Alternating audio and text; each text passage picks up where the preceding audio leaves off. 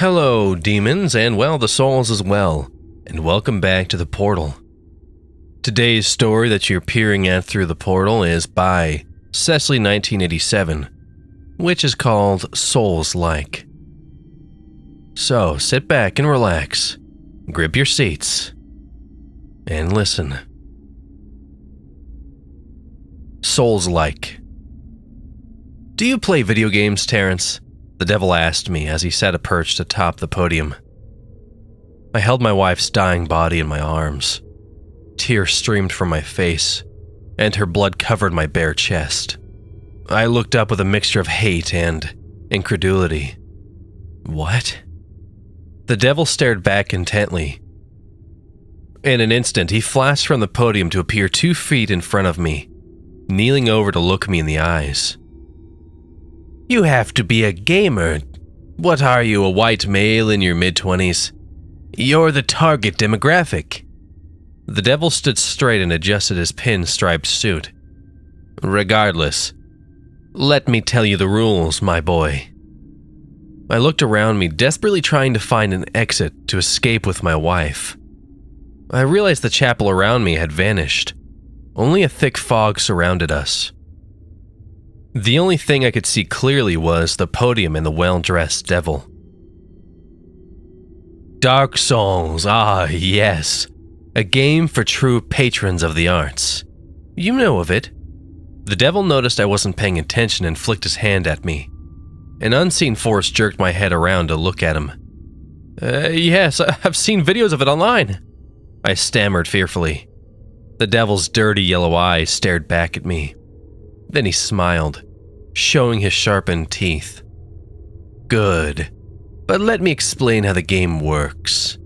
Just for transparency's sake. The devil walked back behind the podium like he was about to give a lecture. Dying repeatedly is a main gameplay mechanic in Dark Souls. The devil spoke in a monotone voice while combing his hair around his horns. Your character revives, hopefully having gained knowledge on how to be a better player. Hopefully you learn from your mistake as you traverse back into the abyss. Every path you open stays open. Every item you find you keep after death. But dying causes all of the enemies you kill to return to life also. Do you understand? Yes, I mumbled. I still couldn't turn my head to look away from him. Why was one of Hell's minions giving me a breakdown on a video game? Good. The thing I most enjoy about the game is its lack of hand-holding. So for now, all you get is this. He walked over to me and produced a large scarlet-red key from his pocket. Only this key will unlock the outside gate. Unlocking the gate is the only way to stop the cycle from resetting. The only way to free yourself. The devil let out a sigh and returned the key to his pocket. That's enough for now. Do better this time, will you? He made a go-away gesture with his hand and I felt myself falling. Me and my dying wife tumbled into infinite blackness. The podium and the devil raced away from us. An immense heat enveloped me and I cried out in pain. I woke in the dark basement, the same one I had just left. My mind was foggy like I had been drugged. I looked to my side and saw my wife laying there naked beside me. It was a serious case of déjà vu. I had just been there. Me and my wife had awoken in this basement. We had just traveled up the stairs. That's where the man in a robe attacked me. I looked down at myself. Something was different now. I had pants. The first time I was naked like my wife. I had taken the pants from the robed man after he fell down the basement stairway. My wife had found a blue tarp to cover herself the first time. It was quickly abandoned for being too noisy to sneak with. I reached over to shake her. Jenny, wake up. Wait, Jenny had been stabbed, hadn't she? I launched myself over next to her. I rolled her over to inspect her injury. Nothing was there. No deep wound from the knife. She was fine. Terry? She spoke groggily. Her eyes floated open and she sat up to look around. Where are we? We are back in the basement.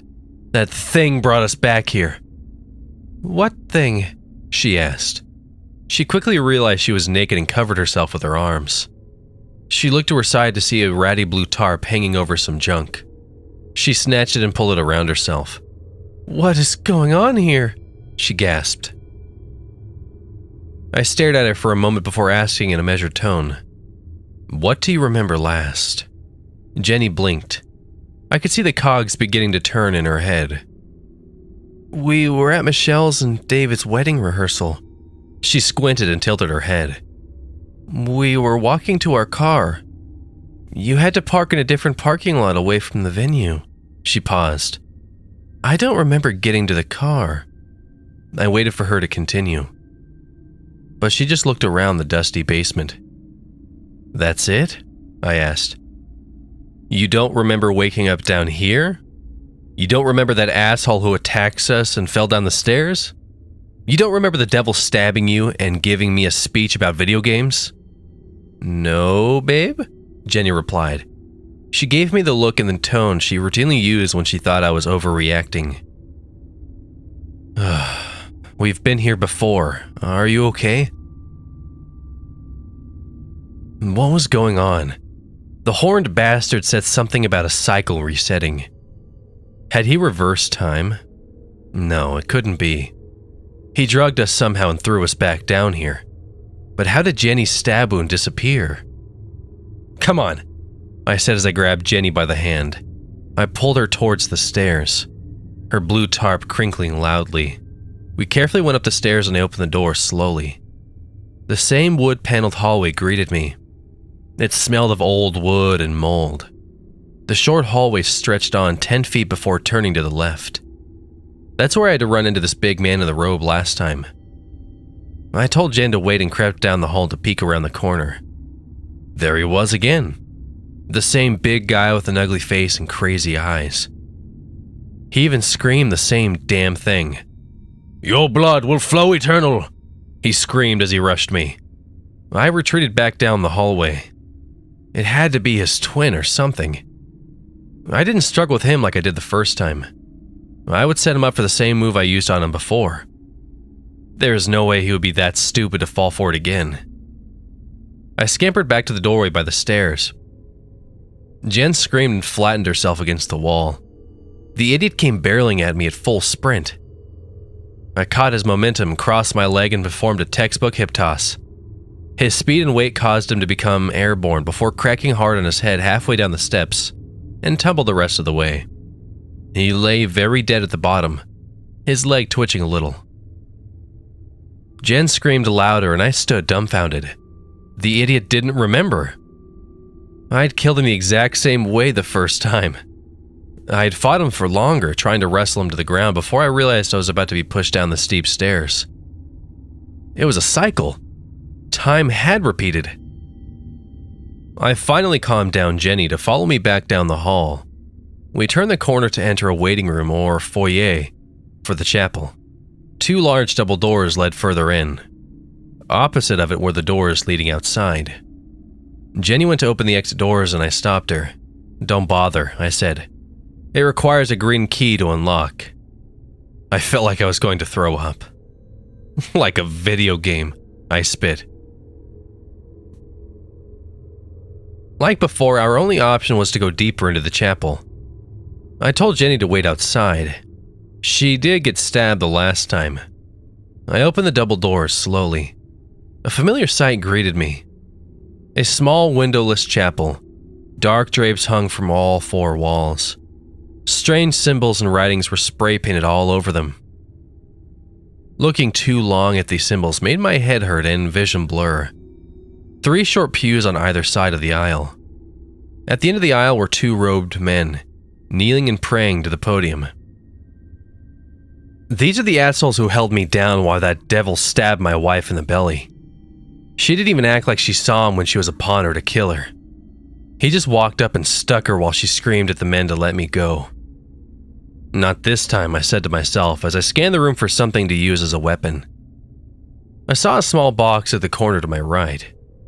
Wait, no way, it was a chest. like a treasure chest. I snuck over to it. The two men continued low mumbling prayers. I placed my hands on both sides of the ornate chest. More crazy symbols were carved into its wood.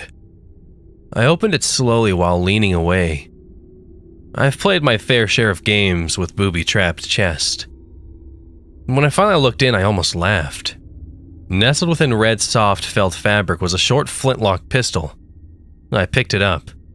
It felt heavy and was already cocked back.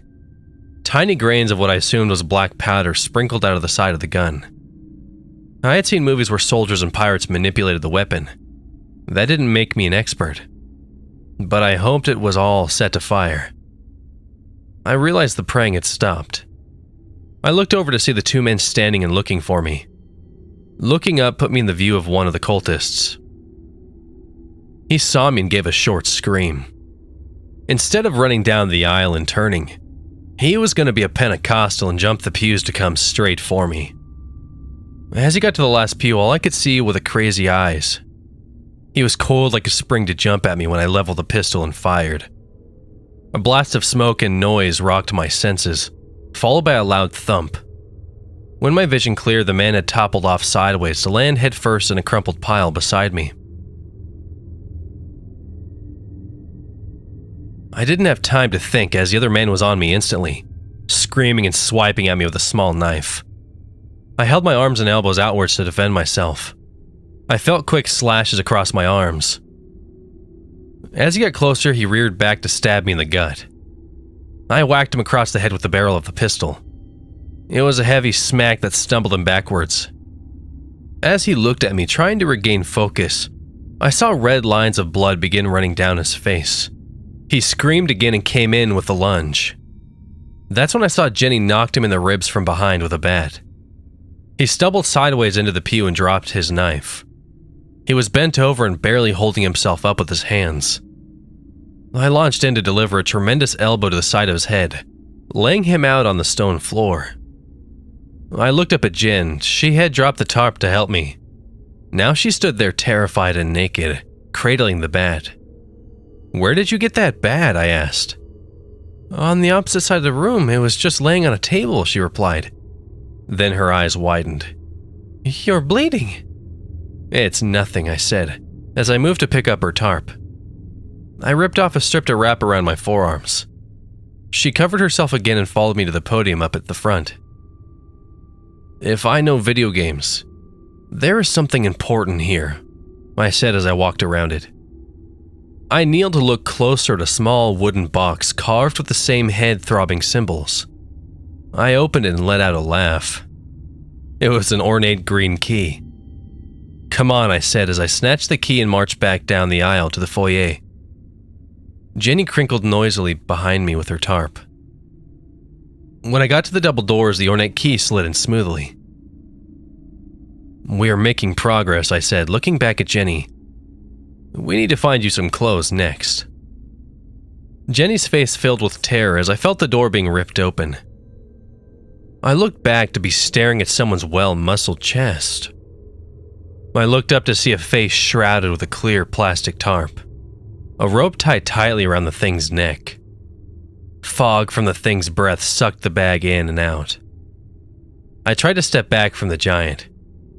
He swung down on me with a meat cleaver, biting under the side of my neck.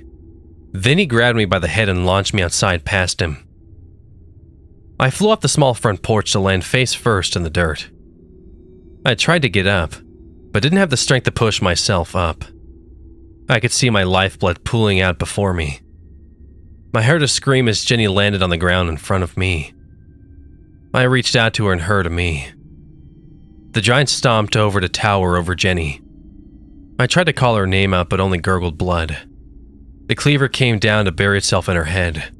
Her eyes bulged and she shook slightly. Then everything paused. Jenny froze in her spasms. And the giant froze, bent over. My pain stopped and I realized I was no longer choking. A pair of shiny dress shoes walked to stand in front of me.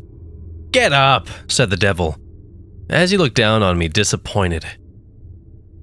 I sat up and stared at my wife. Don't worry about her, you dunce. She will be alive next cycle, the devil said with exasperation. I need to tell you about this giant that just killed both of you. He waved both hands over to the leaning giant. Every time you reset the cycle, nobody will remember a thing. Except for your nemesis here. He will remember everything and be able to hunt you through every cycle. I stared in awe at the muscled giant with a plastic bag over his head. How unfair could this get? Fighting to save both of us was already hard enough. I know I'm pulling from other games, but I love the concept of an archenemy, the devil prattled on. If you want the game to stop, you can either escape or pledge your soul to me, he offered. Never, you freak, I yelled back. I'll beat your game. The devil sighed. Then do better this time, will you? He snapped his fingers and the world went blank. I woke up back in the basement, feeling like I had been drugged.